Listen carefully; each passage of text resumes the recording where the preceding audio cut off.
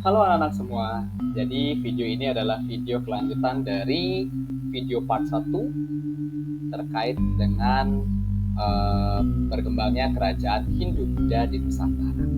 Jadi video ini kelanjutan dari video yang sebelumnya telah Pak sampaikan, masih sama pada topik yang A, yakni seperti apa daerah tempat tinggal Buddha.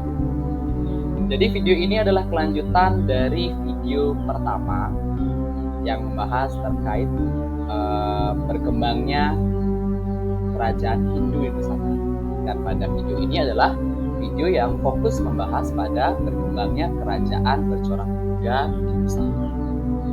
Jadi silakan simak video ini sampai tuntas supaya anak-anak lebih mudah memahami materi terkait sejarah berkembangnya Hindu Buddha di Nusantara. Jadi sebelum anak-anak lanjut ke materi, anak-anak perlu paham terkait agama atau ajaran Buddha. Jadi ajaran Buddha atau agama Buddha ini lahir di India sesudah agama Hindu. Di mana agama Buddha ini, Hindu dan Buddha itu lahir pada masa atau tentang waktu yang hampir sama. Agama Buddha itu mempunyai kitab suci yang disebut dengan Tripitaka, mana diajarkan oleh Sang Siddhartha Gautama yang merupakan putra dari Suddhodana di Kalista. Jadi arti kata Buddha itu sendiri adalah seorang yang telah mencapai kesucian budi dan memiliki kebijaksanaan. Jadi pengaruh Buddha di Nusantara ini mulai masuk ke Nusantara pada masa-masa kerajaan itu pada saat datangnya pedagang-pedagang dan pendeta dari wilayah India dan Tiongkok yang singgah ke Nusantara pada masa awal-awal kerajaan. Nah, untuk mengetahui apa saja kerajaan-kerajaan yang bercorakan Buddha di Nusantara, jadi silakan simak video ini sampai tuntas. Kerajaan yang pertama itu ada kerajaan Kaling atau kerajaan Kaling. Di mana kerajaan Kaling atau disebut juga Holing itu terletak di daerah Jawa Tengah. Hal ini berdasarkan dari berita dari Cina, yaitu dari dinasti Tang pada tahun 618 hingga 906, di mana menyatakan bahwa pada tahun 647 Masehi, kerajaan ini diperintah oleh seorang penguasa wanita, orang tunggang bernama Ratu Simo atau Ratu Simo. Nah, pada saat pemerintahan beliau diceritakan bahwa rakyat hidup dengan. Jadi catatan Ising pada tahun 664 hingga 665 Masehi ini menyebutkan bahwa pada abad ke-7 itu di tanah Jawa telah menjadi salah satu pusat pengetahuan dari agama Buddha. Di Holing, pada catatannya ditulis di Holing, terdapat pendeta Tionghoa bernama Wining yang menerjemahkan salah satu kitab agama Buddha dalam bahasa Tionghoa, di mana ia bekerjasama dengan pendeta Jawa bernama Jana. Di mana kitab terjemahan tersebut antara lain memuat cerita tentang nirwana. Adapun peninggalan-peninggalan pada masa kerajaan Kaling atau Holing ini adalah ditemukannya prasasti di desa Tukmas yang berangkat tahun 605. Jadi dapat anak-anak lihat gambar prasastinya pada video sudah tampilkan. Itu adalah prasasti yang ditemukan di desa Tukmas yang berangkat tahun 605 Masehi. Nah, kemudian selain kerajaan Kaling atau Holing, di Nusantara juga telah berdiri kerajaan bercorak Buddha yang bernama Kerajaan Sriwijaya. Nah, kerajaan Sriwijaya ini dapat anak-anak lihat pada petanya itu berdiri pada abad ke-6 atau 600 Masehi yang berpusat di Palembang, Sumatera Selatan, tepatnya pada muara Sungai Musi, dengan raja pertamanya yang bergelar Srijaya Negara. Kerajaan Sriwijaya ini anak-anak mengalami masa kejayaan atau masa keemasan pada saat pemerintahan Raja Sang Balaputra Dewa, di mana wilayah kekuasaan Sriwijaya pada saat pemerintahan beliau itu mencakup hampir seluruh wilayah di Pulau Sumatera hingga mencakup wilayah Jawa Barat, Kalimantan Barat, dan Semenanjung Melayu. Oleh karena itu, Kerajaan Sriwijaya disebut juga sebagai Kerajaan Nusantara pertama. Jadi jika anak-anak ingat pada video part 1, pada abad ke-6 atau 600-an itu sudah berdiri kerajaan yang bercorakan Hindu anak-anak.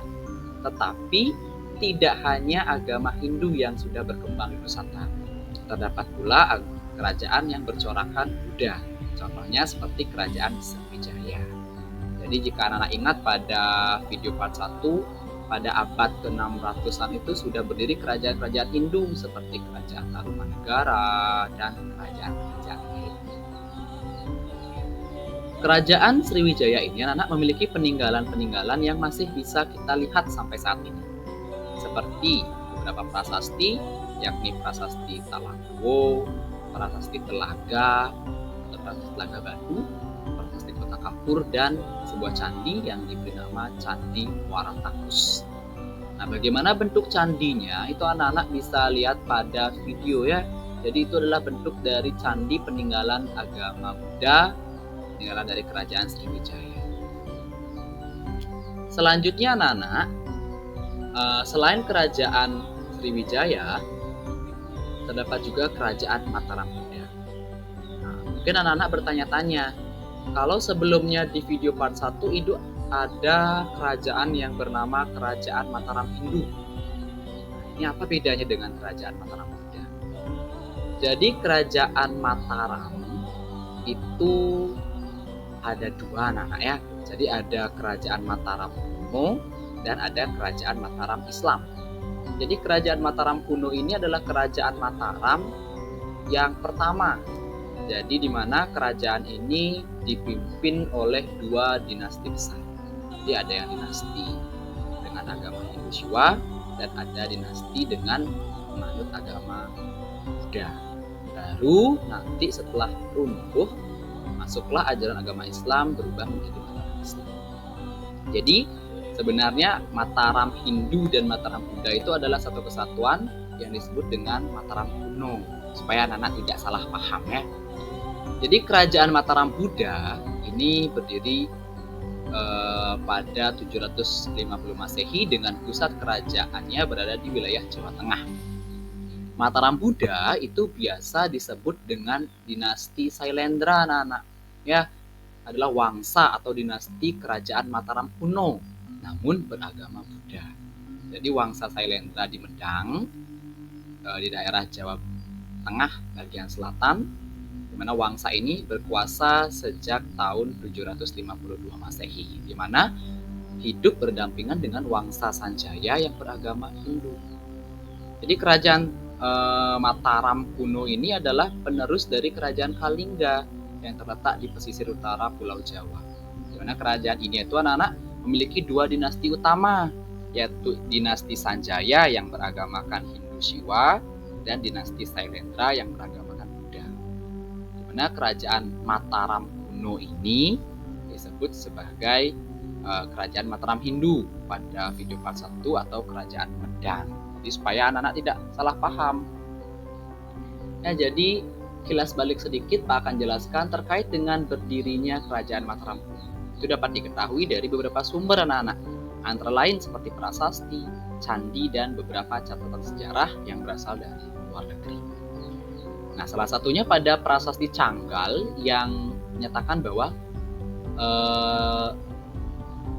menyebutkan ada kata Mataram. Jadi prasasti Canggal ini adalah prasasti yang ditemukan di lereng Gunung Merapi yang merupakan prasasti tertua di mana menyebutkan kata Mataram yang berakar tahun 732 Masehi pada masa Sanjaya atau Raja Sanjaya yang bergelar Rakai Mataram Sang Ratu Sanjaya.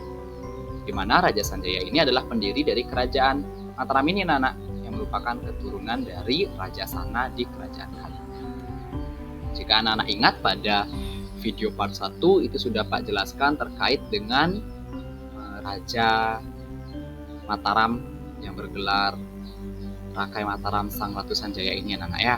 Jadi beliau itu memerintah pada masa itu dengan arif dan bijaksana, serta berhasil mempersatukan kembali antara bumi Mataram dan bumi Sambara yang sempat terpisah akibat pemberontakan dari Ratu Sima yang tadi itu. Nah, Raja Sanjaya ini juga membangun beberapa candi Hindu di wilayah Prambanan, seperti kita lihat sekarang. Nah, setelah sang Raja Sanjaya ini wafat, beliau digantikan oleh putranya yang bernama Panangkaran, di mana sang Panangkaran ini merupakan putra yang juga seorang raja pertama pada dinasti Sailendra yang beragama Buddha, di mana beliau membangun candi-candi Buddha di wilayah Kalasan dan Lumbung. Nah, ini adalah contoh gambar dari candi yang beliau bangun. Dapat Anda lihat ya pada video di pojok kanan bawah. Pada masa pemerintahan dinasti Sailendra, jadi setelah yang berkuasa itu adalah Buddha, kerajaan Mataram kuno ini mencapai puncak kejayaannya, anak-anak. Jadi raja-raja dari dinasti ini berhasil memperluas wilayah kekuasaannya hingga ke Sumatera, Bali, dan Nusa Tenggara. Mereka juga menjalin hubungan dagang dan diplomatik dengan kerajaan-kerajaan di wilayah Asia Tenggara, kemudian wilayah India, Cina, dan kerajaan Sriwijaya.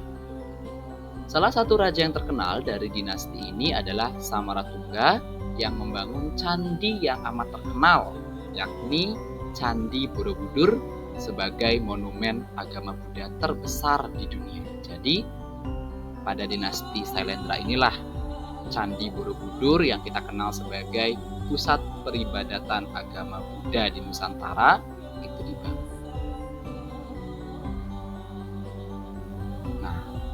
Selanjutnya, anak-anak, kerajaan Hindu dan Buddha itu memiliki banyak sekali peninggalan yang masih dapat kita lihat sampai saat ini. Nah, jadi bukti-bukti peninggalan tersebut sebagai contoh atau bukti nyata bahwa di Nusantara atau di negara kita ini dahulu pernah berdiri kerajaan-kerajaan yang bercorakan Hindu-Buddha. Apa saja? Nah, kita akan bahas pada video ini. Yang pertama itu ada prasasti, anak-anak. Jadi dari video part 1 dan part 2 mungkin Pak sering menyampaikan prasasti. Nah, apa sih itu prasasti? Jadi prasasti itu merupakan sebuah peringatan, pengumuman yang ditulis atau dipahat ya di atas sebuah bongkahan batu, bisa logam maupun daun lontar, di mana fungsi atau dibuatnya prasasti ini adalah untuk mengenang suatu peristiwa-peristiwa penting yang terjadi pada masa lampau. Jadi pada masa itu belum dikenal kertas ya nak ya. Jadi belum dikenal kertas, pulpen, pensil. Jadi untuk mengabadikan sebuah peristiwa yang bersejarah supaya dapat dikenang selalu, maka pada saat itu digunakanlah pahatan-pahatan di atas benda-benda yang keras seperti batu, logam. Namun ada juga yang menuliskan di atas daun lontar seperti yang banyak kita temui di Bali. Jadi itu yang disebut dengan prasasti, seperti penemuan Yupa dari prasasti Kutai, dari prasasti di kerajaan Kutai, kemudian prasasti Ciaruteun, prasasti Tukmas, prasasti Belanjong di Sanur, dan banyak lagi yang lainnya ya. Jadi prasasti ini adalah peninggalan dari kerajaan Hindu-Buddha. Kemudian kerajaan bercorak Hindu-Buddha itu juga banyak meninggalkan arca.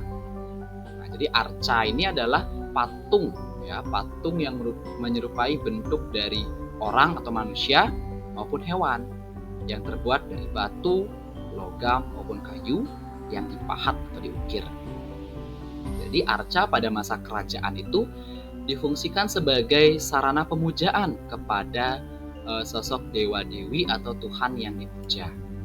Yang mana pada kepercayaan agama Hindu dan Buddha sampai saat ini, arca atau yang biasa kita sebut dengan pratime kalau di Bali itu masih digunakan kan sebagai sarana peribadatan atau sarana persembahyangan. Jadi di sekolah pun kita mempunyai arca Ganesha, arca Saraswati atau patung-patung itu anak-anak ya.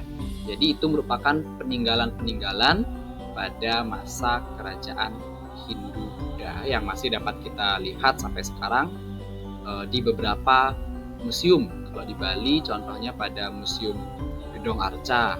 Nah, waktu ini kan sempat ketika kegiatan tengah semester anak-anak pergi ke sana. Jadi di sana dapat melihat berbagai jenis arca. Tidak hanya yang terbuat dari batu, namun juga ada yang terbuat dari logam. Berikutnya anak-anak, itu terdapat candi. Ya, jadi candi itu merupakan bangunan yang terbuat dari batu yang mana difungsikan sebagai tempat ibadah. Jadi candi ini bisa sebagai bagian dari sebuah bangunan istana, bisa sebagai petirtaan atau pemandian, gapura dan lain sebagainya. Jadi pada masa kerajaan, candi itu difungsikan sebagai tempat menyimpan abu atau perabuan dari jenazah raja-raja yang berkuasa. Di mana biasanya di candi ini terdapat juga arca maupun relief-relief yang menggambarkan kehidupan masyarakat pada masa dibangunnya candi tersebut. Nah, candi-candi pada Hindu dan Buddha ini memiliki karakteristik yang berbeda, anak-anak. Jika anak-anak amati, candi-candi baik di Hindu maupun di Buddha itu mungkin bahannya sekilas nampak sama ya, terbuat dari batuan-batuan. Ada yang terbuat dari bata merah maupun batuan andesit. Tetapi dari bentuknya itu dapat kita lihat perbedaan. Apabila candi yang berasal atau bercorakkan Hindu, itu candinya lebih ramping dan cenderung tinggi ke atas, seperti Candi Prambanan. Nah, itu tinggi ke atas. Sedangkan candi yang bercorakkan Buddha, dia cenderung lebar ke samping, membentuk seperti mangkok atau stupa, membulat ke samping. Nah, itulah perbedaan antara candi-candi Hindu dan Buddha.